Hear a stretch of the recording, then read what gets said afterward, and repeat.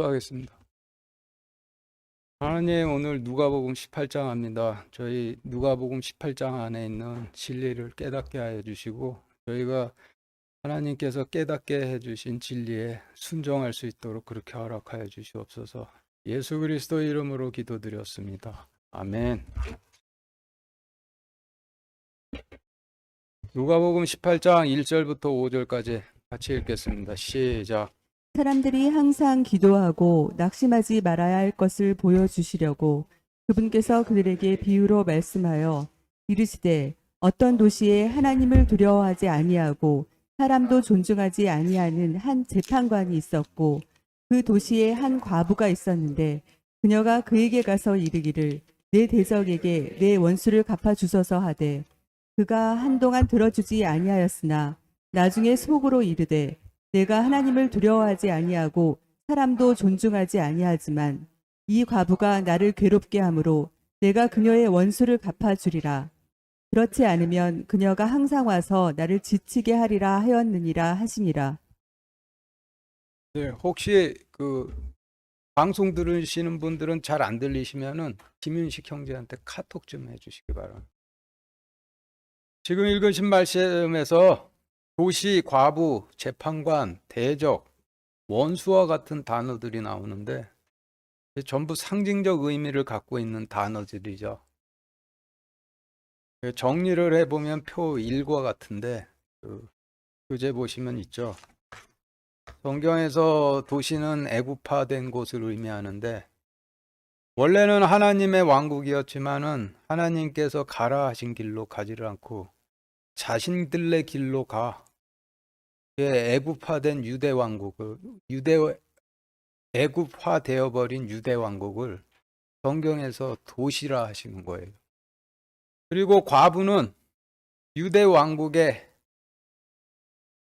헤롯 왕이 자신의 말을 듣지 않고 하나님 말씀을 따르는 제사장들을 자신이 지은 예루살렘 성전에서 전부 쫓아내서 하나님의 더 이상 성전에 하나님 약속을 뿌려줄 제사장이 없게 된, 자신들에게 하나님 약속을 뿌려줄 제사장이 없는 유대 백성들을 과부라 하시는 거예요.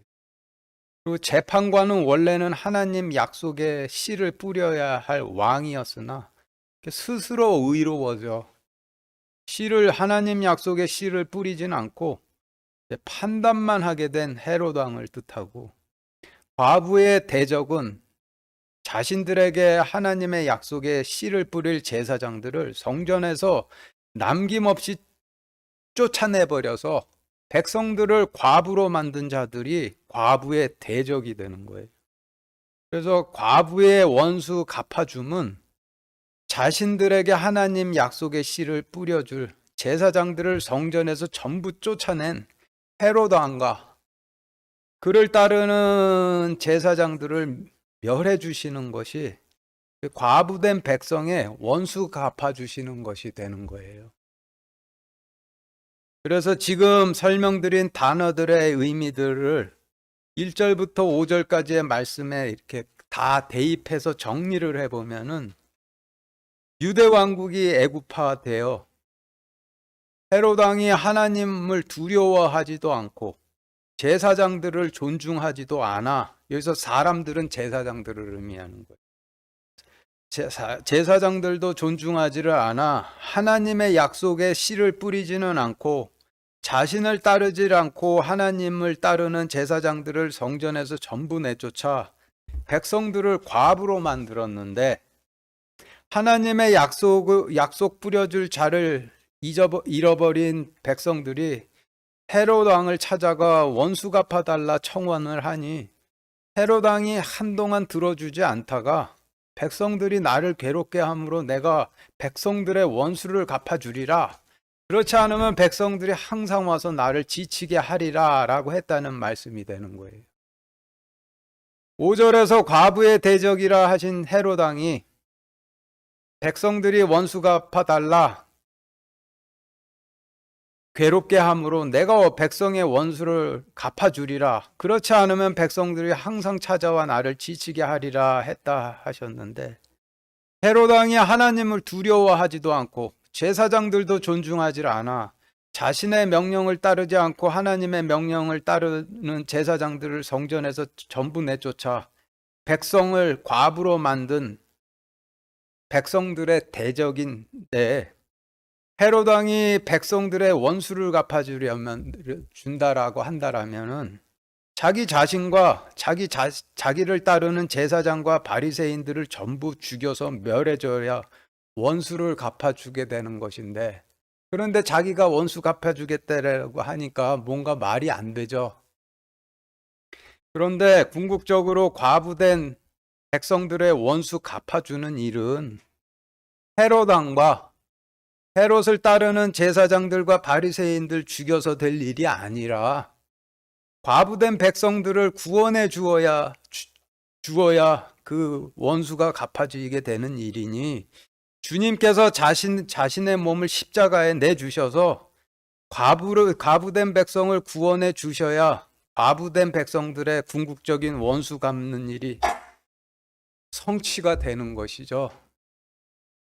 그런데 그 일은 불의한 재판관인 헤롯 왕이 주님에게 유죄 판결을 내려서 주님을 이방인들에게 넘겨주어야 성취가 될 수가 있는 거예요. 그래서 5절에서 이 과부가 나를 괴롭게 함으로 내가 그녀의 원수를 갚아주리라. 그렇지 않으면 그녀가 항상 와서 나를 지치게 하리라 하였느니라 라고 하신 말씀은, 재판관인 헤롯이 주님을 죄인으로 재판에서 유죄로 죄인으로 내주어서 백성들의 원수 갚는 일을 하도록 하게 될 것을 설명해 주시는 말씀이 되는 거예요. 6절부터 8절까지 같이 읽겠습니다. 시작. 주께서 또 이르시되 불의한 재판관이 말한 것을 들으라. 비록 하나님께서 밤낮으로 자기에게 부르짖는 자들 곧 자기의 선택받은 자들을 향하여 오랫동안 참으실지라도 그들의 원수를 갚아주지 아니하시겠느냐. 내가 너희에게 이르노니 그분께서 속히 그들의 원수를 갚아주시리라. 그럼에도 불구하고 사람의 아들이 올 때에 땅에서 믿음을 찾아보겠느냐 하시니라. 지금 읽으신 6절에서 주님께서 불의한 재판관이 말한 것을 들으라 라고 하셨는데, 불의한 재판관인 헤롯 왕이 주님을 이방인들에게 넘겨 채찍질하고 죽일 것이지만 셋째 날에 주님께서 다시 일어나셔서 원수 갚아주실 것을 알아들으라 라고 하시는 말씀이 되는 것이죠. 이어서 7절 8절에서 비록 하나님께서 밤낮으로 자기에게 부르짖는 자들 곧 자기 선택받은 자들을 향하여 오랫동안 참으실지라도 그들의 원수를 갚아주지 아니하시겠느냐. 내가 너희에게 이르노니 그분께서 속히 그들의 원수를 갚아주시리라. 그럼에도 불구하고 사람의 아들이 올 때 땅에서 믿음을 찾아보겠느냐라고 하셨는데, 이 말씀의 뜻은 원수 갚아주러 오셔서 원수 갚아주실 것을 알려주시는 것이죠. 지금 재판관이 한 말을 기억하라라고 원수 갚아주실 것을 알려주시는데, 원수 갚아주실 것이라고 성경 말씀에 원수 갚아주실 것이라고 그렇게 약속을 하셨는데도 믿지를 않고 있다 보니 재판관과 과부의 비유의 말씀을 주시면서 재판관의 말을 기억하라라고 하시며 원수 갚아주실 것을 알려주셔도 깨닫는 자가 없다라는 그런 뜻이 되는 거예요. 9절부터 14절까지 같이 읽겠습니다. 시작. 또 그분께서 자기가 의롭다고 스스로 믿는 다른 사람들을 멸시하는 어떤 자들에게 이 비유를 말씀하시되, 두 사람이 기도하러 성전에 올라갔는데 하나는 바리새인이요 다른 하나는 세리더라. 바리새인은 서서 자기 홀로 이렇게 기도하여 이르되, 하나님이여 내가 다른 사람들 곧 착취하는 자들과 불의한 자들과 가늠하는 자들과 같지 아니하고 더욱이 이 세리와도 같지 아니함을 감사하나이다. 나는 일주일에 2번 금식하고 내 모든 소유의 11조를 드리나이다 하고, 세리는 멀리 서서 감히 눈을 들어 하늘을 우러러보지도 못하고 다만 가슴을 치며 이르되, 하나님이여 죄인인 내게 긍휼을 베푸소서 하니라. 내가 너희에게 이르노니 저 사람이 아니라 오히려 이 사람이 의롭게 되어 자기 집으로 내려갔느니라. 자기를 높이는 자는 다 낮아지고 자기를 낮추는 자는 높아지리라 하시니라. 앞에서 읽으신 말씀은 불의한 재판관과 과부와의 대비 관계로 주신 말씀이었는데, 지금 읽으신 말씀은 바리새인과 세리와의 대비 관계로 주시는 말씀이 되죠. 원래 바리새인이나 세리나 양쪽 다 따로 분리돼서 성전을 섬기던 레위인들이었는데, 세리들은 헤롯을 따르지 않고 하나님 명령을 따르다가 헤롯에 의해서 성전에서 쫓겨나 먹고 살기 위해서 세리를 하게 된 전직 레위인들을 세리라 하시는 것이고, 바리새인들은 하나님 따르지 않고 계속 헤롯 따라가고 있는 레위인들이 되는 거예요. 그래서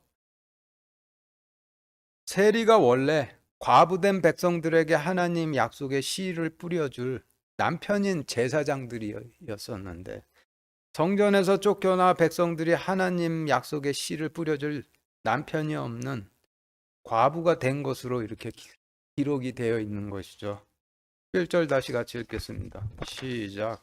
바리새인은 서서 자기 홀로 이렇게 기도하여 이르되 하나님이여 내가 다른 사람들 곧 착취하는 자들과 불의한 자들과 간음하는 자들과 같지 아니하고 더욱이 이 세리와도 같지 아니함을 감사하나이다. 11절에서 바리새인은 자신이 착취하는 자들과 불의한 자들과 간음하는 자들 같지 아니하고 세리와도 같지 아니하나 감사드린다라고 기도했는데, 여기서 착취하고 불의하고 간음하는 자들은 과부된 유대 백성들을 의미하는 것이고, 세리는 백성들에게 하나님 약속을 전하다 헤롯에게 미움을 사 헤롯과 바리새인들에 의해서 성전에서 쫓겨난 레위인들을 의미하는 것이 되죠. 그래서 11절 말씀은 저는 착취하고 불의하고 간음하는 유대 백성들 같지도 아니하고 헤롯을 따르지 않고 하나님 따르다가 헤롯이 지은 성전에서 쫓겨난 세리 같지도 않음을 감사하나이다 라고 하는 말이 되는데, 바리새인이 자기가 뭔 말을 하는 줄도 모르고 말하고 있는데 마지막 때 심판받을 말을 하고 있는 것이죠. 12절부터 14절까지 같이 읽겠습니다. 시작. 나는 일주일에 2번 금식하고 내 모든 소유의 11조를 드리나이다 하고, 세리는 멀리 서서 감히 눈을 들어 하늘을 우러러보지도 못하고 다만 가슴을 치며 이르되 하나님이여 죄인인 내게 긍휼을 베푸소서 하니라. 내가 너희에게 이르노니 저 사람이 아니라 오히려 이 사람이 의롭게 되어 자기 집으로 내려갔느니라. 자기를 높이는 자는 다 낮아지고 자기를 낮추는 자는 높아지리라 하시니라. 성경에서 하나님 말씀은 하늘에서 내려온 양식이라 하시며 오병이어로 비유를 하시는데, 오병은 5개의 빵으로 모세를 통해 주신 모세 오경을 뜻하고, 이어는 물고기 2마리로 갈아 주신 명령의 말씀을 뜻하죠. 그래서 하늘에서 내려온 율법에 관한 말씀을 먹고 죄를 깨달아 가라 하시는 명령에 순종해 성전 제단으로 가 속죄 헌물을 바치면은 죄가 씻겨져 하나님 왕국으로 들어가 부정한 교리가 들어가지 않은 하나님 말씀을 전하고 하나님께 대한 충성심으로 빛을 밝히고 지성소로 들어가길 기도하는 하나님의 왕국 백성이 되게 되는데, 이 과정이 광야에 있던 이스라엘 백성들이 하나님의 왕국인 가나안 땅으로 들어가는 과정으로 설명하신 하나님께서 자신의 백성들의 구원을 이루시는 과정이 되는 거예요. 12절에서 바리새인이 저는 일주일에 2번 금식하고 내 모든 소유의 11조를 드리나이다 라고 하였는데, 이 말씀을 교회 시대로 따져본다라면은 저는 일주일에 수요일 일요일 고작 2번 교회 나가서 말씀을 먹는데, 그나마도 율법에 관한 말씀이 조금이라도 들리면은 먹지를 않고 금식을 해 율법의 말씀으로 용서받아야 할 죄인임됨을 깨닫지를 못해 용서받으러 제단으로 가 속죄 헌물을 바치진 않고 대신에 깎은 돌로 지은 성전으로가 11조를 바쳤습니다 라는 식으로 기록이 되어 있는 거예요. 그 결과 바리새인은 의롭다 여겨주심을 못 받았고, 반면 13절에서 세리는 율법에 관한 말씀이 들릴 때 먹고 용서받아야 할 죄인됨을 깨달아서 제단으로 가서 용서를 구했는데 의롭다 여겨주심을 받았다라는 것이죠. 하나님께서 이스라엘 백성들에게 율법도 주시고 예루살렘 성전도 주셨는데, 가늠한 자들은 돌로 쳐 죽이라는 율법도 주시고, 그 가난한 자들이 나와서 선물을 바치고 용서를 받으라는 율법도 주신 것인데, 율법은 오로지 죄인됨을 깨달아서 제단 앞으로 나오도록 이끄시기 위해 주신 것이고, 제단은 오로지 제단 앞으로 나온 자들에게 용서를 베풀어 주시기 위해 주신 거예요.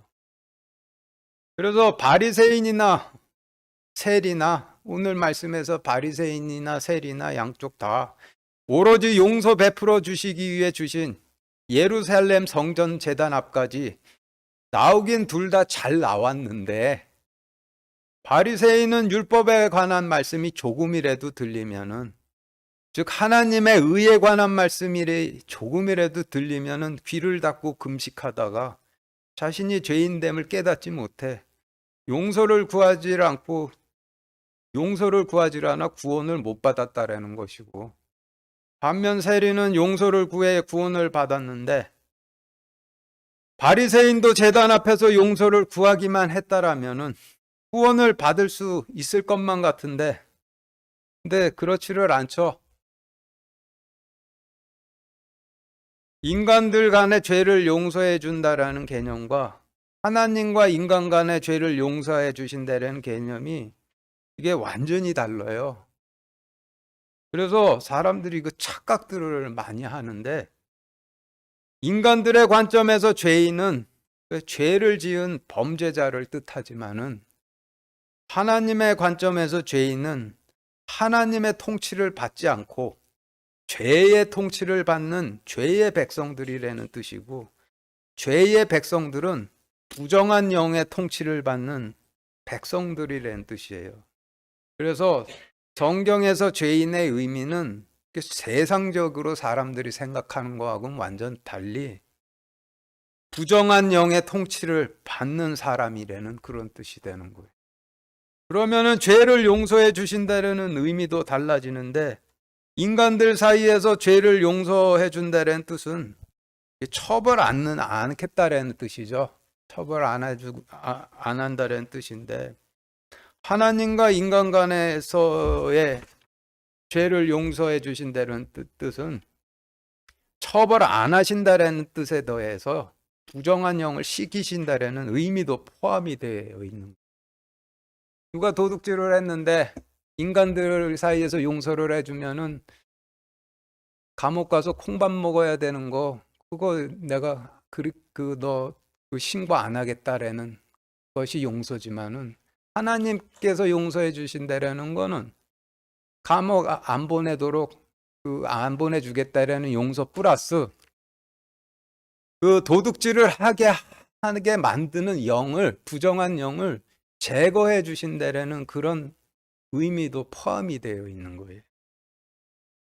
그런데 하나님께서 죄인의 죄를 용서해 주시는 이유는 부정함 때문에, 그 부정한 더러운 영 때문에 부정한 교리가 들어가지 않은 하나님 말씀을 먹고 전하고, 하나님에 대한 충성심으로 빛을 밝히고 자신의 최종 목적지인 지성소로 들어가길 기도하는 곳인 하나님의 왕국에 들어가지 못하는 자들을 들어보내 주시기 위해서 그 죄를 용서해 주시는 게 되는 거예요. 그래서 다시 애국 가서 살라고 용서해 주시는 것이 아니에요.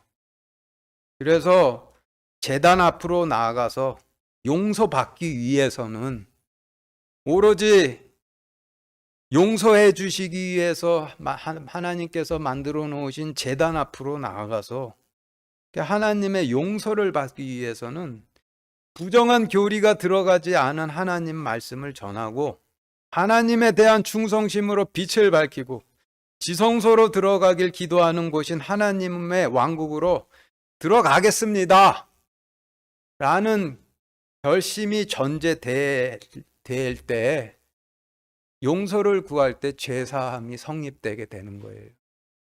아무리 제단 앞으로 나와서 저는 벌레만도 못한 죄인입니다, 그러니 용서해 주십시오라고 아무리 기도를 해도 하나님께서 통치하시는 하나님 왕국으로 들어가기를 원치는 않는다라면은 그거는 죄에 대한 용서가 성립이 안 되는 거예요. 출애굽 때 광야에 있던 이스라엘 백성들이 저희는 죄인들입니다, 저희의 죄들을 용서해 주십시오라고 하면서 하나님 왕국인 가나안 땅으로 들어가려 하지는 않고 오히려 애굽으로 가서 놀려고 한다라면은 하나님 속이는 게 되는 것이죠. 벼락 맞을 일이 되는 거예요. 구약시대 때는 율법을 통해 자신이 제단으로 나아가야 하는 죄인됨을 깨달았는데, 그런데 성경 말씀에 율법이라고 따로 없죠. 하나님께서 모세를 통해 말씀을 주셨는데 법 좋아하는 사람들이 말씀에서 율법적인 요소만 따로 추려내서 율법이라 부른 것이지, 그냥 율법도 그냥 하나님의 말씀이에요. 그런데 하나님의 의에 관한 말씀이 되는 것이죠. 구약시대에는 구약 말씀 중에서 율법에 관한 말씀이 용서를 베푸시는 예루살렘 성전으로 이끄시는 말씀이었는데, 그런데 교회 시대에 들어와서는 초림하신 주님께서 이 땅에 피를 쏟아주심으로 예루살렘 성전 제단까지는 안 가도 되게 되었지만은 원리는 구약 시대와 바뀐 거 없이 지금도 하나님의 의의 말씀이 용서를 베푸시는 제단으로 이끄시는데, 어떤 말씀들이 지금 교회 시대의 제단으로 이끄시는 하나님의 의의 말씀인지 알아보기 위해서 샘플로 마가복음 9장 43절부터 48절까지 같이 읽겠습니다. 시작. 만일 내 손이 너를 실족하게 하거든 그것을 찍어내버리라. 불구가 되어 생명에 들어가는 것이 두 손을 가지고 지옥에 곧 결코 꺼지지 않을 불 속에 들어가는 것보다 내게 더 나으니 거기서는 그들의 벌레도 죽지 아니하고 불도 꺼지지 아니하느니라. 만일 내 발이 너를 실족하게 하거든 그것을 찍어내버리라. 벌뚝거리며 생명에 들어가는 것이 두 발을 가지고 지옥에 곧 결코 꺼지지 않을 불 속에 던져지는 것보다 내게 더 나으니 거기서는 그들의 벌레도 죽지 아니하고 불도 꺼지지 아니하느니라. 만일 내 눈이 너를 실족하게 하거든 그것을 빼어 내버리라. 한눈으로 하나님의 왕국에 들어가는 것이 두 눈을 가지고 지옥 불 속에 던져지는 것보다 내게 더 나으니 거기서는 그들의 벌레도 죽지 아니하고 불도 꺼지지 아니하느니라. 지금 읽으신 말씀이 과거 구약 시대에 예루살렘 성전 제단으로 이끄셨던 율법에 관한 말씀처럼 교회 시대에 용서해 주시는 제단으로 이끄시는 하나님의 의에 관한 말씀인데, 마지막 심판 때 용서를 구하고 하나님 왕국으로 들어가지 않은 죄인들이 눈을 빼지도 않고 손을 자르지도 않고 발을 자르지도 않고 멀쩡한 상태로 있으면은 전부 불 속으로 던져 넣으실 것이라는 말씀인데, 반드시 성취될 말씀이죠.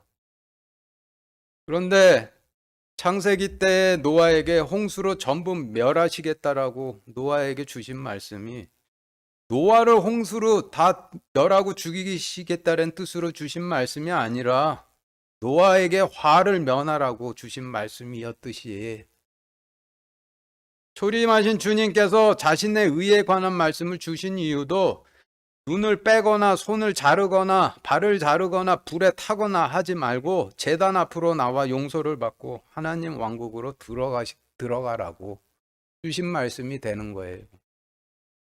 과거에는 율법을 듣고 용서를 받고자 하는 자들이 예루살렘 성전 제단으로 나갔다라면은 지금 교회 시대에는 방금 읽으신 말씀과 같은 하나님 의에 관한 말씀을 듣고 용서받길 바라는 자들의 마음속에 주신 그 십자가 제단 앞으로 나가는데, 제단은 오로지 용서를 베푸셔서 하나님 왕국으로 들여보내시기 위해서만 존재를 하니, 십자가 제단 앞으로 나아갈 때 용서를 구해 부정한 영을 씻고 부정한 교리가 들어가지 않은 하나님 말씀을 전하고 오로지 하나님에 대한 충성심으로 빛을 밝히고 우리의 최종 목적지인 지성소로 들어가길 기도하는, 하나님께서 통치하시는 하나님 왕국으로 들어가겠다라는 마음으로 나가야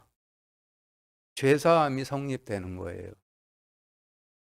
구약시대 때는 예루살렘 성전 제단이 용서를 베푸시는 유일한 제단이었으나, 신약시대에는 하나님 왕국으로 들어가고자 하는 자들의 마음에 있는 십자가 제단이 용서를 베푸시는 유일한 제단이에요. 그래서 구약시대에 예루살렘 성전 제단을 찾아서 죄를 용서해 주시옵소서라고 드리는 기도나, 교회 시대에 자신의 마음속에 있는 십자가 제단을 찾아 죄를 용서해 주시옵소서라고 드리는 기도나 똑같이 하나님 왕국으로 들여보내 주십시오라고 구하는 기도가 되는 거예요.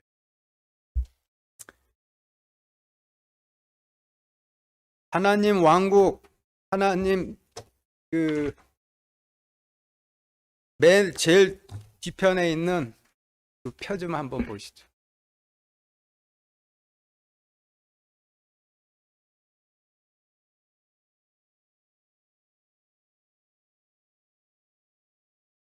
성소가 하나님 왕국을 상징을 하는 거예요. 그러니까 레위인들에게 성소하고 이 레위인들에게 성소가 이스라엘 백성들에게 가나안 땅이 되는 거예요. 성소에서 레위인들이 하는 일이 누룩 없는 빵을 바치고 그 성소 안에서 등에 기름을 채워서 빛을 밝히고 분향단에 분향을 하는데, 그것은 가나안 땅의 이스라엘 백성들이 부정한 교리가 들어가지 않은 하나님 말씀을 전하고 하나님에 대한 충성심으로 빛을 밝히고 분향하듯이 기도를 한다라는 그런 의미를 갖고 있는 되는 거예요.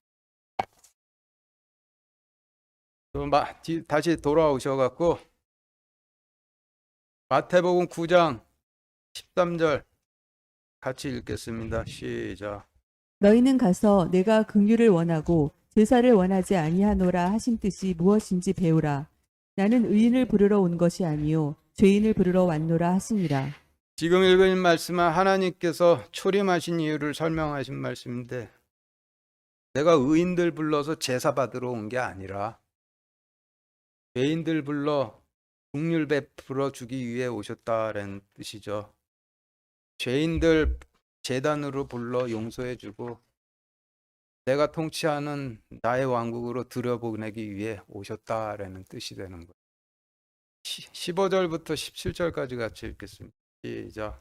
그들이 그분께서 쓰다듬어 주실 것을 바라고 어린 아기들도 그분께 데려왔으나 그분의 제자들이 그것을 보고 그들을 꾸짖거늘 예수님께서 그들을 불러 이르시되 어린아이들이 내게 오는 것을 허락하고 그들을 막지 말라. 하나님의 왕국은 그런 자들의 것이니라. 진실로 내가 너희에게 이르노니 누구든지 어린아이와 같이 하나님의 왕국을 받아들이지 아니하는 자는 결코 그 안에 들어가지 못하리라 하시니라.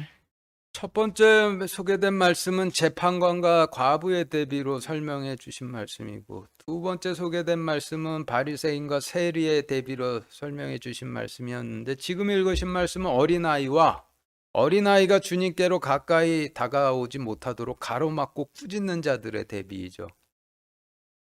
그래서 지금 읽으신 어린아이가 주님께로 오는 것을 가로막는 자들에 관한 말씀을 통해 앞에서 소개되었던 재판관과 과부의 말씀이나 바리새인과 세리에 관한 말씀도 어린아이처럼 주님께로 다가가고자 하는 자들과 어린아이 같은 자들이 주님께 다가오지 못하도록 가로막는 자들의 대비였음을 알 수가 있는 거죠.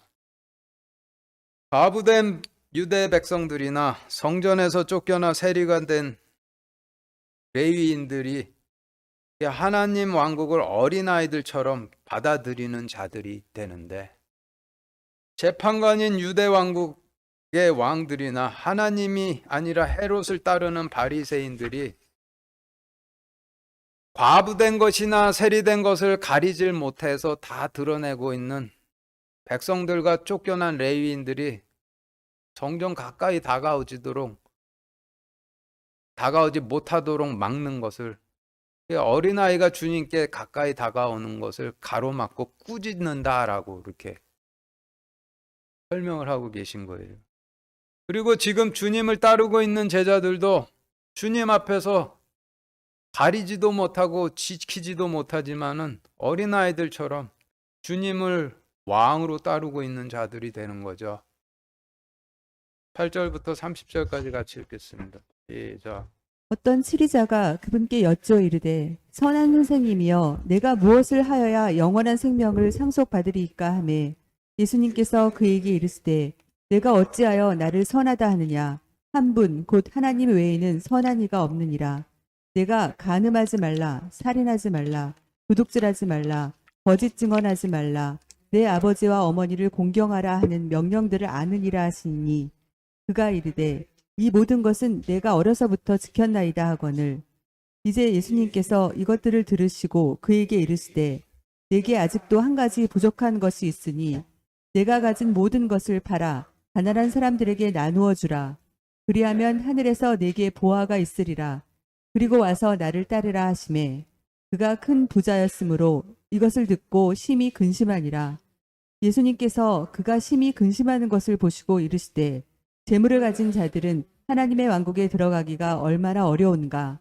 낙타가 바늘길을 지나가는 것이 부자가 하나님의 왕국에 들어가는 것보다 쉬우니라 하시니 그것을 들은 자들이 이르되 그러면 누가 구원을 받을 수 있으리요 하매 그분께서 이르시되 사람들에게는 불가능한 것들이 하나님께는 가능하니라 하시니라.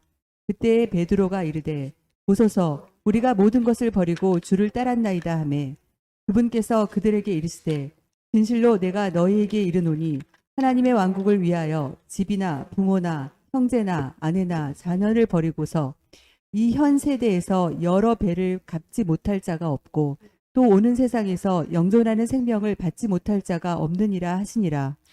예, 지금 읽으신 말씀은 마태복음이나 마가복음에 소개되었던 그 부자 청년 비유의 말씀과 비슷한데 그 의미는 완전히 달라요. 그래서 이게 부자 청년의 비유 말씀이라고 그렇게 생각하시면 안 되는 거예요. 예, 지금 읽으신 말씀도 앞에서 소개되었던 말씀처럼 그 재판관과 과부, 세리와 이 바리새인과 세리, 그리고 주님께 다가오는 어린아이와 그 어린아이를 막는 자처럼 치리자와 어린아이 같은 제자들 간의 대비로 또 이루어져 있는 말씀인데, 지금 읽으신 말씀에서 어떤 치리자는 앞에서 등장한 재판관, 바리새인, 어린아이 같지 않은 사람들과 동일한 샘플로 등장하고 있는 사람이 되는 거예요. 표 2 보시죠. 앞에서 등장했던 불의한 재판관은 2절 말씀에서 하나님을 두려워하지 아니하고 사람도 존중하지 아니한다 하셨고, 두 번째 말씀에서 등장했던 바리새인은 9절 말씀에서 자기가 의롭다 스스로 믿고 다른 사람들을 멸시하는 자라 하셨는데, 지금 읽으신 말씀에서 어떤 치리자는 간음하지 말라, 살인하지 말라, 도둑질하지 말라, 거짓 증언하지 말라, 내 아버지와 어머니를 공경하라 하신 하나님 말씀을 어려서부터 다 지켜서 바리새인처럼 자기가 스스로 어렵다 믿고 불의한 재판관처럼 하나님 두려워하는 자로 나오고 있는 것이죠. 어려서부터 율법을 다 지켜서 의롭다고 생각하는 어떤 치리자가 주님 찾아와 선생님이라고 부르면서 어떻게 하면 영원한 생명을 상속받겠습니까? 여쭸더니 주님께서 22절에서 네가 가진 모든 것 다 팔아서 가난한 사람들에게 나누어 주라. 그리하면 하늘에서 내게 보화가 있으리라. 그리고 와서 나를 따르라 라고 하셨는데, 이 말씀에서 내가 가진 모든 것을 팔아 가난한 사람을 나누어 주라 라고 하신 부분은 그 부정한 영 때문에 자신이 의롭다고 하면서 하는데, 예, 그래서 부정한 영 때문에 하나님께서 네가 가진 모든 것을 팔아서 가난한 사람들 나누어 주라 명령하셔도 그 명령에 순종치 못할 죄의 종됨을 알려주시는 말씀이 되는 것이죠. 그리고 나를 따르라는 부분은 죄인됨을 깨달았으면 용서를 구해서 내가 통치하는 하나님 왕국으로 들어가라 라고 주시는 명령이 되는 거예요. 그래서 정리를 해보면은 구약시대 부정한 영의 통치를 받아 스스로 의롭다라고 여기던 백성들에게 의의 말씀으로 죄인됨을 깨닫도록 하셔서 제단으로 나와 용서를 구해 하나님 왕국으로 들여보내셨던 것처럼, 역시 교회 시대의 부정한 영 때문에 구원받았다라고 착각하는 백성들에게 의의 말씀으로 죄인됨을 깨닫도록 하셔서 십자가 제단으로 나와 용서를 구해서 하나님 왕국으로 들여보내시고 계신 것처럼 부자인 어떤 치리자에게도 똑같이 하시고 계시는 거예요. 부정한 영 때문에 들어가지를 않고 있는 자에게 죄인됨을 알게 해주시고 그래서 들어가라 라고 명령을 하시는 거예요. 31절부터 34절까지 같이 읽겠습니다. 시작. 그 뒤에 그분께서 12제자를 데려다가 그들에게 이르시되 보라 우리가 예루살렘으로 올라가노니 사람의 아들에 대하여 대언자들이 기록한 모든 것이 이루어지리라. 그가 이방인들에게 넘겨져서 조롱을 당하고 모욕을 당하며 힘뱉음을 당하리라. 그들이 그를 채찍질하고 죽일 것이요 셋째 날에 그가 다시 일어나리라 하시되 그들은 이것들 중 어떤 것도 깨닫지 못하였더라. 이 말씀이 그들에게 숨겨졌으므로 그들은 그 말씀하신 것들을 알지 못하였더라. 지금 읽으신 말씀이 과부의 원수를 어떻게 갚아주실지, 하늘을 쳐다보지도 못하는 세리를 어떻게 구원해 주실지, 그러면 누가 과연 구원을 받을 수 있으리요? 라고 두려워하는 어린 아이들과 같은 제자들을 어떻게 구원해 주실지, 사람들에게는 불가능하지만은 하나님께는 가능하신 일에 대한 일이 어떻게 가능하게 되는지 설명해 주시는 말씀이 되는 거예요. 35절부터 끝까지 같이 읽겠습니다. 시작. 그분께서 여리고에 가까이 오셨을 때 어떤 눈먼 사람이 길가에 앉아 구걸하다가 무리가 지나가는 것을 듣고 그것이 무엇을 뜻하는지 물으매 그들이 그에게 나사렛 예수님께서 지나가신다고 말하니 그가 소리를 지르며 이르되 다윗의 자손 예수님이여 내게 긍휼을 베푸소서 하거늘 앞에 가던 자들이 그를 꾸짖어 그가 잠잠하게 하였으나 그가 더욱더 소리를 지르며 다윗의 자손이여 내게 긍휼을 베푸소서 하더라. 예수님께서 서서 그를 데려오라고 명령하시니 그가 가까이 오매 그분께서 그에게 물어 이르시되 내가 내게 무엇을 해주기 원하느냐 하시니 그가 이르되 주여 내게 내가 시력을 받게 해 주옵소서 하매 예수님께서 그에게 이르시되 내 시력을 받으라 내 믿음이 너를 구원하였도다 하시니 그가 즉시 시력을 받고 하나님께 영광을 돌리며 그분을 따르매 온 백성이 그것을 보고 하나님께 찬양을 드리니라. 지금 읽으신 말씀도 어떤 소경을 가로막는 사람 간의 대비로 주신 말씀인데, 여기서 소경이 어린아이 같은 자이고 조용히 하라 꾸짖는 자가 앞에서 소개된 불의한 재판관, 바리새인, 어떤 치리자 같이 스스로 의롭다라고 여기는 사람의 샘플이 되겠죠. 지금 읽으신 말씀에서 어떤 소경은 주님을 다윗의 자손 예수님이여라고 불렀고, 소경을 소용에게 조용히 하라 꾸짖던 사람은 주님을 나사렛 예수님이라 불렀는데, 주님을 다윗의 자손 예수님이여라고 부르면 주님을 다윗 왕의 자손인 왕손 왕손인 왕 예수님이여라고 부르고 있는 것이고, 나사렛 예수님이라고 부르면 나사렛 출신 예수님이라고 부르는 것인데, 주님을 왕 예수님이여라고 부르면 주님을 통치자이신 왕으로 받아들인다라는 뜻이고, 하나님 왕국의 백성입니다라는 뜻이죠, 자기는. 그래서 주님께서 그의 부정함을 시키시니 그가 눈을 뜨고 주님께서 하나님이심을 알아보고 영광 돌리며 따르니 온 백성들도 보고 하나님을 찬양했다라는 말씀이 되는 거죠. 마지막 말씀 시원하죠. 마치겠습니다.